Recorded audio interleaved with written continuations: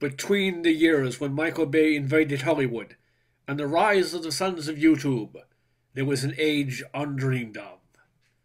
Here came Carl, some Canadian critic, Sonic in hand, destined to wear his reviewing hat upon a troubled brow. It is I, his chronicle and voiceover guy, who alone can tell you of his story. Let me tell you of the days of high adventure.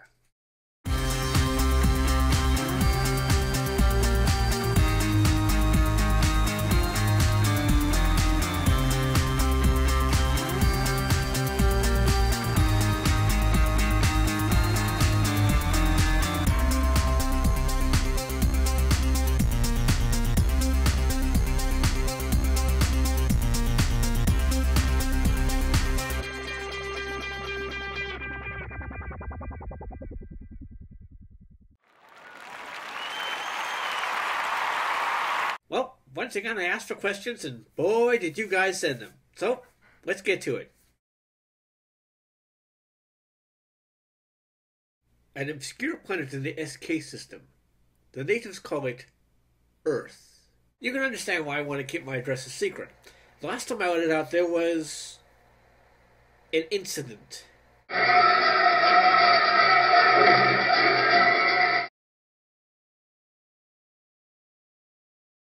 Yeah, they do kind of tend to see the show, don't they? Well, this is Sheldon.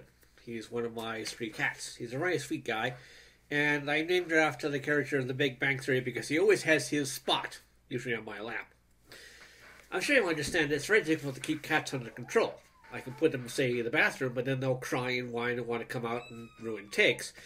So overall, I just generally let them play in the background. Hopefully my performance is enough that they're not too much of a distraction. As my family likes to say, old enough to know better, still too young to care. Let's just say that I'm old enough to have experienced the 80s firsthand. Apart from that, mind your own business.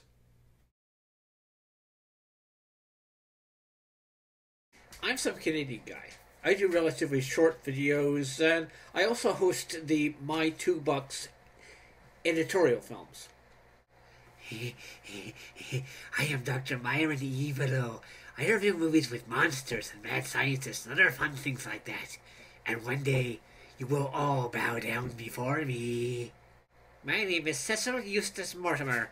I am from the People's Regiment for Uncovering Deviant Entertainment. It is my sacred duty to uncover and expose the hideous, sinful, and deviant sexual metaphor hidden in every film in existence. Don't pretend you didn't know it was there. I am the Dark Critic, hailing from a dimension of pure glorious evil. I review films where evil triumphs, where even when the heroes win, they lose. I'm Critic Noir. I've walked the mean streets and seen it all, from Scorsese to Bowl. I review movies with the noir feels in them, elements that invoke the feel and nature of the old 1940s movies. You got a movie? Bring it to me. I'm a critic. It says so on my door. I'm Northern Exposure. I hail from Equestrian. I review My Little Pony and that sort of thing. Why would I have any trouble reconciling them? They're just characters I play.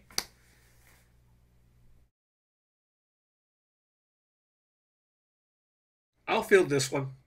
Well, it's because I first wanted to review the Equestria Girls movie. Then I realized it needed a lot of background, so it pretty much turned into a review of just about the whole series.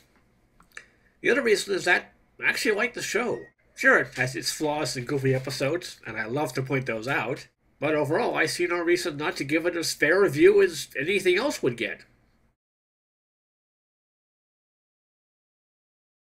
The films I've done so far, I have two particular favorites, actually. My favorite film that I love to watch again and again is Forbidden Planet, but it didn't really lend itself very well to a great deal of humor. My other favorite, in particular one of my favorite reviews, is the 1980 Flash Gordon, which is full of the wonderful cheesy elements that I love and give me a good opportunity to bring in Dr. Evilo to put his own spin on things. That's the main reason I chose it as my 50th review. Well, in this case, I would have to say it would be the 1989 film Journey to the Center of the Earth, aka Alien from LA 2. The reason I became a reviewer of the fact was to warn people about this movie, because it is just a slap in the face. As people may have seen the review, on your own head be it, because it's a really bad movie, even though I try my best to try to make it a reasonably entertaining review. It starts off as a homage, aka a rip-off of the general sort of Jules Verne story, and then halfway through, due to the fact the film sort of stopping and then running out of footage and stuff like that, they finish it off with characters and elements from a previous film starring Kathy I Look Good But Can't Really Act Very Well Ireland, called Alien from LA. The whole result is a great big tangled mess, which doesn't even bother to ever try to coherently merge the two bits, as my later review, Doomsday Machine, actually succeeded in doing, even if it didn't do it terribly well. So that's my least favorite film, basically because it's a slap in the face and a lie. I presume this is about me reviewing Your Hunter from the Future. Well, there's no such thing as reviewer divs, and people are featured to view whatever the hell they want, regardless of whether or not someone else has done it. For anything else, you might get a fresh perspective on the story. On the other hand, people might suspect that I'm actually attempting to rip off his style, the character of Dr. Evil, who is, to a certain degree, based upon Dr. Insano.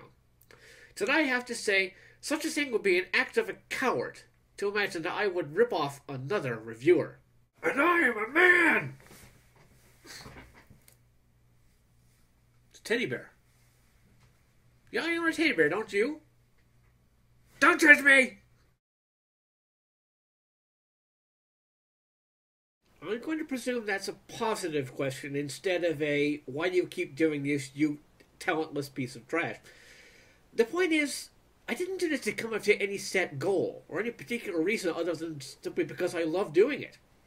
If I can take a film, enjoy it, and then share that enjoyment with other fans, or see a film that I personally despise and warn other people not to watch it. I do this because it's fun, not because I have any particular agenda or I wanted to do a certain number of videos. Although, to be honest, the fact that I get a small amount of revenue from the people who view thanks to the ads on the site does help just a little bit. So, keep watching, eh? I've received this request many times, and I feel it's kind of important at this point to say exactly why I won't review this particular film. It isn't because of any problems I have with the film itself. In fact, in other circumstances, it would be absolutely perfect for a review, saying it's full of the kind of silly, cliche science fiction stuff that I love doing. Though the problem isn't the way the film is shot. See, it was shot entirely on green screen, but the real problem is the way that it was given a certain kind of background, sort of tinty, sort of sepia tone blurry on some scenes and too bright or too dark in others. Frankly, for me at least, the film is too painful to physically watch. So I obviously can't do a review of it and give it any justice if I have to keep popping migraine pills. So, sorry guys.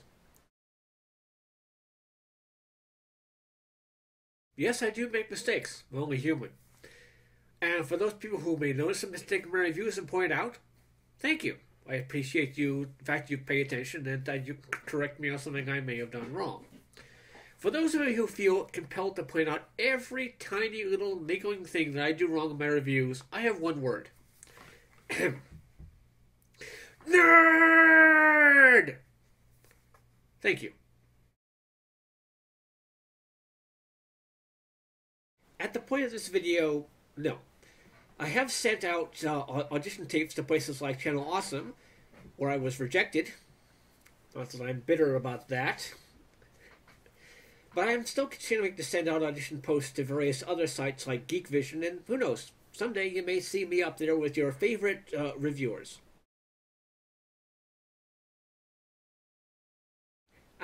Those are thanks to a gentleman I met on Second Life called Tara Lee. He's a particularly talented artist and fanfic writer who likes my work and decided to send me these personalized ratings images that, as you see, go up there on the screen. My work may look easy, is far from. You see, the point is, taking a movie and doing a proper review of it takes time. Not only the whole process of watching the film and getting the correct footage and editing it and putting it all together and posting it can take up to 2 or 3 days if we want to do it right. So whilst I could post a review every single week, I would have no time for anything else, like rest or shopping or having a life.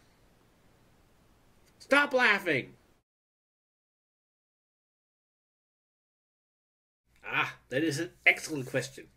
Come on, boys and girls and others, as I show you my tips and tricks that I've learned on how to become an internet critic. This is the most basic thing about doing anything in a visual media. You have to get a decent camera, decent lighting, and decent sound gear.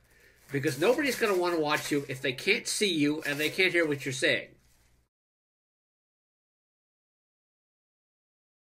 A very important way to begin is to decide exactly what it is that you're going to actually review. You can decide on a particular thing. In my case, it's relatively obscure TV shows and movies. But you can choose to review anything you want. It can be comic books, it can be records, heck, it can even be your favorite brands of beer. The important thing is you have fun with it. It helps to settle on a basic look. This is comparatively the simple look that I've got, and it also gives you the opportunity to create other looks for other characters that you want to use. It could be something simple as just reviewing in nothing more than a t-shirt. Though I would recommend not doing any reviews in the nude unless you're going for a very specialized audience. That's right. Keep it simple, stupid. The point is, you don't have to really go for something big and fancy. You don't need an elaborate backdrop of, say, 10,000 stampeding elephants if you're just doing a review of your favorite movie. You don't have to be Orson Welles. Just do your best, and get it out there. It is very important to write a script. While you could just ramble randomly on camera, that's not going to draw in very many viewers, and most people will just turn them off unless they happen to be into vlogs. This is a lot more important than you might think. The important thing is to get the research. You learn as much as you can about your particular subject and study up. It may seem like hard work, but believe me, it's worth it when you don't get 10,000 angry emails from some people who are complaining about the fact you got something wrong. Especially if they're all about the same thing. When you're capturing your footage for your review, make sure you get more than you think you're going to need. Granted, you've already got your script, but you might need to make a reference to a previous scene, or sometimes even more than maybe 4 or 5 seconds of footage, just to tie together a plot point. If you capture it all at the beginning, in my case it's all stored electronically, so there's no major problems with that, you won't have to go back and recapture a scene from the original video, and you'll be able to have everything all in one place and get it done properly. The most important part of any kind of visual media like this is to draw in your audience. Keep them entertained. You're not going to get very many people watching you more than once if you're dull, stiff, and just reading facts off a sheet. If you can engage their interest and get them interested in what you have to say, then you've got a ready-made audience. By the same token, you don't need to copy others either. Just because you saw, say, 3 or 4 reviewers online that you like their style and decide to take bits of their stuff, isn't really you. You can do things in your own way. I myself prefer to do it in a sarcastic, dry British wit sort of humor. But you could do anything. You could decide to wear a clown nose. You could decide to do it all in rhyme. Well, hell, you could do it hanging upside down from the rafters. It's your show. Do it your way. There's a sort of a fan theory going around called reviewer dibs, which is the idea that if somebody has already reviewed a particular film or media, no one else gets to do it. This is nonsense. As a critic, your job is to have fun with it. And if you've got something new and interesting to say about a particular film, go ahead and say it. Believe me, you're not going to have any angry mobs beating down your door because you did something that reviewer A did. It's a sad fact that not everybody is going to adore your work, and for every positive comment you get, you may get a whole bunch of negative ones. See this as a strength. If someone makes a comment about, say, your style of script, or your method of acting, or your production values, you can use this as a way of improving yourself. If someone points out to say, you missed an important plot point here, or your writing isn't quite right, or they don't like the way that you present information, you can use that and get better. Of course, 9 times out of 10 is somebody who's just being a troll, and the best thing to deal with them is just ignore them. That's the most important thing of all about this job. I'm not in it for the money or the recognition or simply because I like talking on camera. I do it because I enjoy it. And anybody who gets into this business purely expecting a fee for just for profit is definitely in the wrong line of work. You've got something you want to say, you want to go out there and have fun doing it, go for it. Just remember, the most important thing is how you feel about it. If it becomes a chore or just a job or something that you're not really enjoying anymore, you can stop. So, thanks for sending in the questions, and here's to many, many more videos. I'm Some Canadian Critic, and I'll see you at the video store.